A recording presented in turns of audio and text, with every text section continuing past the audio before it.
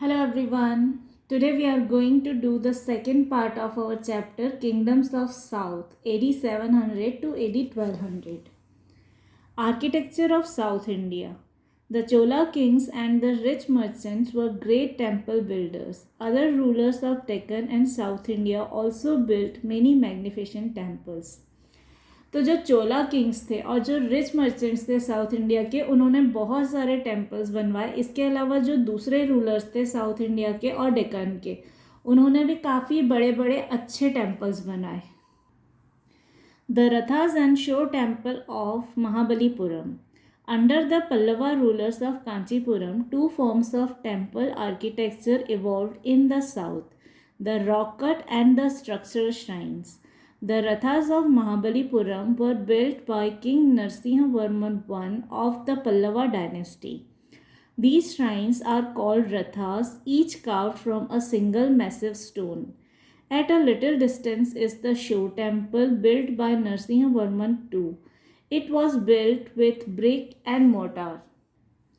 तो जो फेमस रथास हैं या जो शोर टेम्पल हैं महाबलीपुरम के, अभी हम उनके बारे में देखते हैं. तो जो पल्लवा रूलर्स थे कांचीपुरम के, उन्होंने दो तरह के टेम्पल्स बनवाए थे. दो तरह का आर्किटेक्चर इन्वॉल्व था उस टाइम पर. दैट इज़, एक था रॉक कट. दैट इज़ एक बड़ी सी रॉक है जिसको कट करके सिंगल रॉक से एक टेम्पल को कार्व किया जाता है. और दूसरा तरीका था स्ट्रक्चरल श्राइन. दैट इज़, जिस तरह से आज हम घर बनाते हैं ब्रिक के ऊपर ब्रिक रख के बीच में मोर्टर डाल के, उस तरह से जो बनाए जाते थे उसको बोला जाता था स्ट्रक्चरल श्राइन. तो जो रथास है महाबलीपुरम के, उनको बनवाया था नरसिंहवर्मन II ने. वो पल्लवा डायनेस्टी को बिलोंग करते थे और वो जो हैं वो रॉक कट टेम्पल्स हैं. तो वो जो एक एक बड़ा बड़ा टेम्पल है जिसको हम रथ बोलते हैं, वो एक पूरा बड़ा जो है एक बड़ी सी रॉक को कट करके उसको कार्व करके बनाया गया था. और फिर उससे थोड़े डिस्टेंस पर जो शो टेम्पल है उसको बनाया था नरसिंहवर्मन II ने. वो बना है ब्रिक और मॉर्टर से. तो वो एग्जाम्पल है स्ट्रक्चरल आर्किटेक्चर का. Brihadeshwar temple at Thanjavur. The Brihadeshwar temple was built about AD 1000 by the Chola ruler Rajaraja I in honor of Lord Shiva. It was considered to be the biggest temple in South India. Its massive tower rises to a height of 57 meters and is shaped like a pyramid. It has 13 successive stories. The interior walls of the temple are decorated with paintings and magnificent sculptures. King Rajendra Chola erected a temple at his new capital Gangaikonda Cholapuram. अब तंजावुर का जो Brihadeshwara temple है वो बनाया गया था AD 1000 में, और उसको बनवाया था राजा राजा 1 ने, जो कि चोला रूलर थे. और ये टेम्पल जो है वो लॉर्ड शिवा का टेम्पल है, भगवान शिव का टेम्पल है. ये टेम्पल जो है वो साउथ इंडिया का सबसे बड़ा टेम्पल माना जाता था, क्योंकि इसकी हाइट जो थी इंक्लूडिंग इट्स टावर, उसकी हाइट थी 57 मीटर्स. और इसका शेप जो था वो पिरामिड के जैसा था. उसमें 13 स्टोरीज है, दैट इज़ 13 फ्लोर्स है.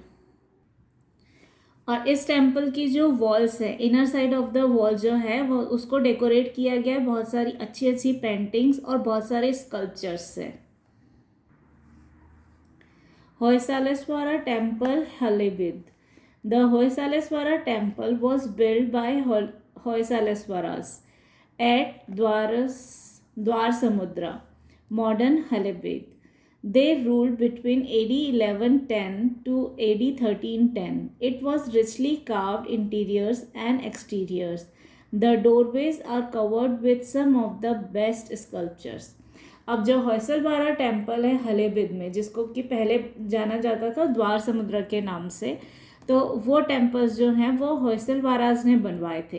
होयसलवाराज ने रूल किया था 1110 से लेकर 1310 तक. और जो इसका आर्किटेक्चर है वो काफ़ी रिच है. उसकी जो कार्विंग्स हैं वो काफ़ी ब्यूटीफुल हैं. तो कार्विंग्स जो हैं वो इंटीरियर साइड, दैट इज़ जो अंदर मंदिर के अंदर साइड की वॉल्स है उस पर भी हैं, और जो एक्सटीरियर है जो बाहर की तरफ वॉल्स हैं उस पर भी है. और जो डोरवेज हैं उनको डेकोरेट किया गया था बहुत ब्यूटीफुल स्कल्पचर्स से. Distinctive features of South Indian temples. The South Indian temples are best examples of Dravidian style of architecture. The Dravidian style of architecture differs from North Indian Nagara style in many respects. In northern India, bricks and mortar were used for building temples. They are called structural temples. The Dravidian temples are often carved from massive rocks. These temples have gateways called gopurams, which are not found in northern temples. अब south Indian temples के distinctive features क्या हैं, क्या ऐसे features हैं जो उनको north Indian temples से अलग करते हैं? तो जो साउथ इंडियन टेम्पल्स हैं वो बेस्ट एग्जांपल है द्रविडियन स्टाइल ऑफ आर्किटेक्चर का. जो द्रविडियन स्टाइल ऑफ आर्किटेक्चर है वो नगारा स्टाइल से काफ़ी डिफरेंट है. नगारा स्टाइल जो है वो नॉर्थ इंडियन टेम्पल्स में काफ़ी देखने को मिलता है. तो नॉर्थ इंडिया में जो टेम्पल्स जनरली बनते हैं उसको स्ट्रक्चरल बोला जाता है. दैट इज़ वो ब्रिक्स और मोटर्स को यूज़ करके बनाए जाते हैं. लेकिन जो द्रविडियन स्टाइल के हैं, जो Dravidian style of architecture follow करते हैं, उसमें रॉक कट टेम्पल्स बनाए जाते हैं. दैट इज़ एक बहुत बड़ी रॉक को कट करके कार्व करके टेम्पल बनाया जाता है. और जो साउथ इंडिया के टेम्पल्स हैं इनके बड़े गेटवेज हैं जिनको गोपुरम्स बोला जाता है. और नॉर्थ इंडियन टेम्पल्स में हमको इस तरह के गेटवेज गोपुरम्स देखने को नहीं मिलते हैं. The southern temples were centers of social and cultural activities. As such, they have bigger courtyards and worship halls as compared to those of northern temples. The activities associated with the Chola temples were music recital, dance performance, and celebration of fairs and festivals, during which various games and competitions were conducted. Services of many kinds of people, priests, singers, cooks, and garland makers were required for daily worship in the temples. The meetings of the village sabha were also held in the temple. अब जो southern temples थे वो basically centre थे social और cultural activity के लिए. तो in temples के जो कोर्टयार्ड्स हैं वो नॉर्थ इंडियन टेम्पल्स के कंपैरिजन में काफ़ी बड़े होते हैं, क्योंकि इनमें जो गैदरिंग्स होती हैं वो काफ़ी बड़ी होती हैं. काफ़ी सारे लोग एट अ टाइम इकट्ठे होते हैं. तो अब एक्टिविटीज़ यहाँ पर कौन कौन सी होती है? तो यहाँ पर बहुत सारी एक्टिविटीज़ होती है. म्यूज़िकल रिसाइटल, डांस परफॉर्मेंसेस, या किसी फेस्टिवल का सेलिब्रेशन, कॉम्पिटिशन्स होते हैं, गेम्स होते हैं. ये सब भी टेम्पल्स में कंडक्ट किए जाते हैं. इवन जो डेली वर्शिप्स होती हैं या अगर विलेज सभा है, कोई मीटिंग होने वाली है, तो कई बार वो भी टेम्पल्स में ही कंडक्ट की जाती है. तो इसीलिए इनके जो प्रेयर हॉल्स होते हैं या जो कोर्टयार्ड्स होते हैं, इनके आंगन होते हैं, वो काफ़ी बड़े होते हैं.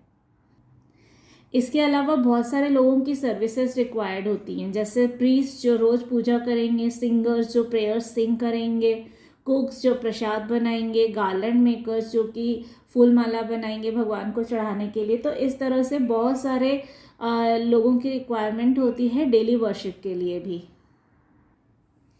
Sculpture. The metal work, especially bronze sculptures of the Cholas, are noted for their perfection, grace, and simplicity. The bronze image of Nataraja Shiva remains unsurpassed in grace and perfection to this day. अब अगर sculpture की बात करें तो उस time पर metal work particularly bronze काफ़ी popular था. तो जो स्कल्पचर्स बनाए जाते थे वो ब्रोंज के बनाए जाते थे.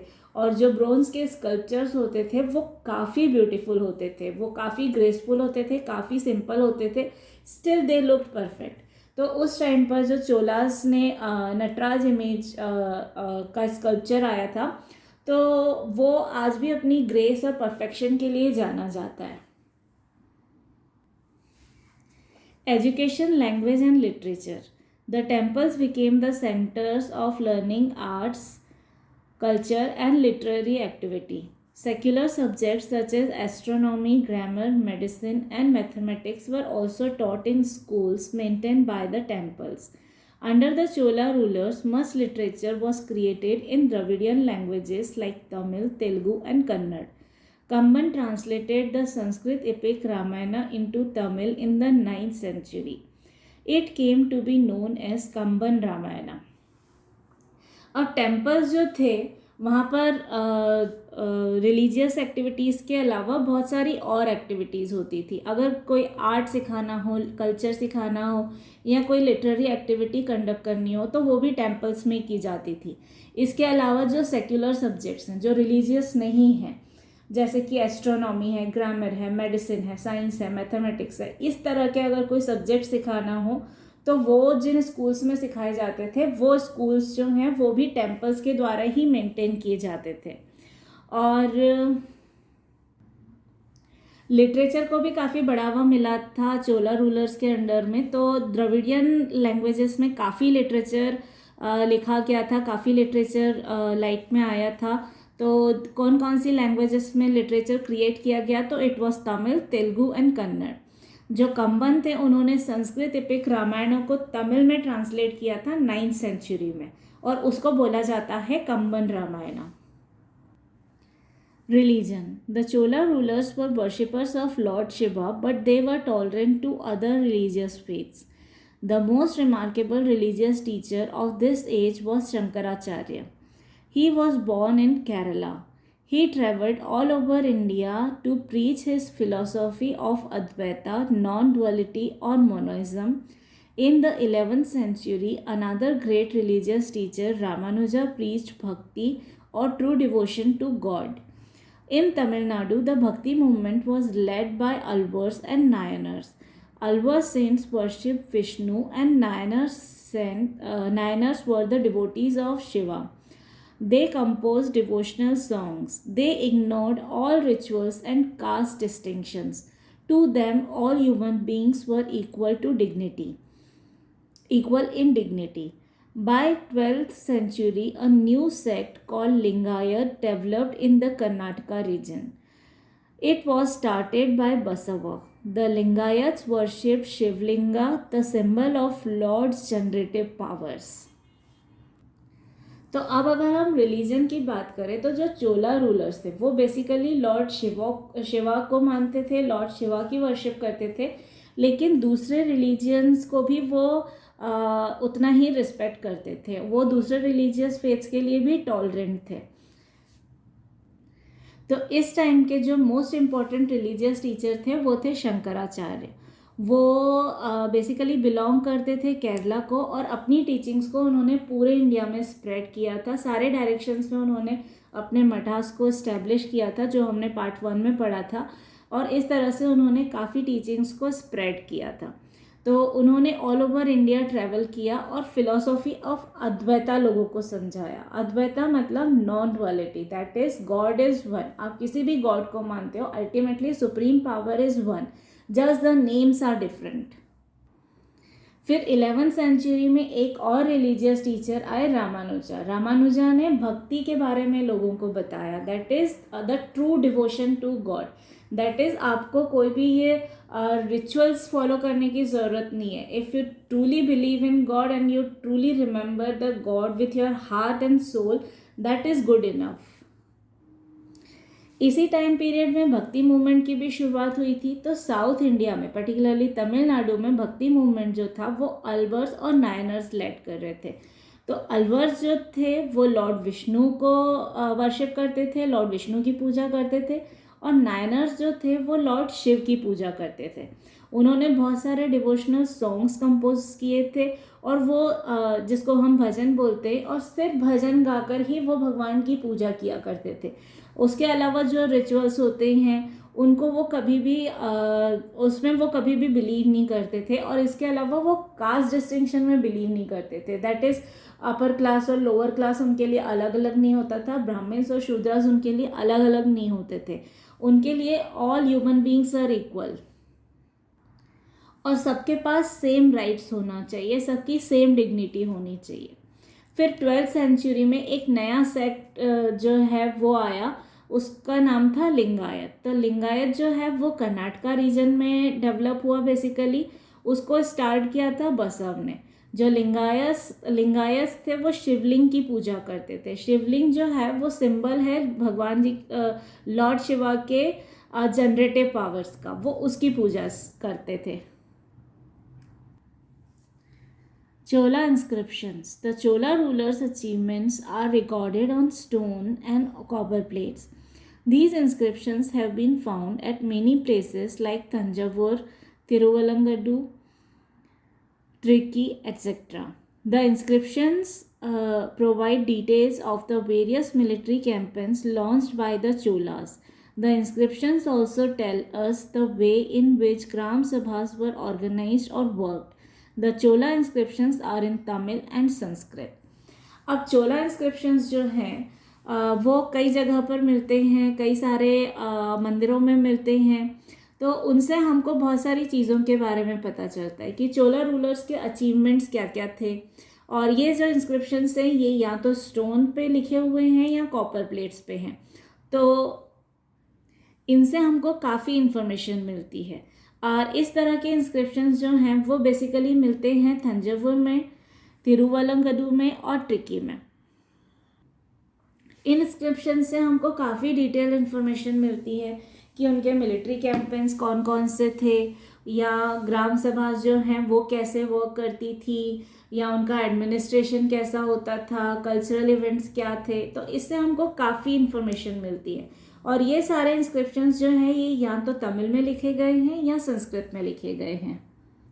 So this was the last part of our chapter, Kingdoms of the South. If you have any doubt or query, you can ask me in the comment box below. Or you can message us on WhatsApp also. The number is given in the description box below. Also, if you want the links to other chapters, they are there in the description box below. Thank you everyone.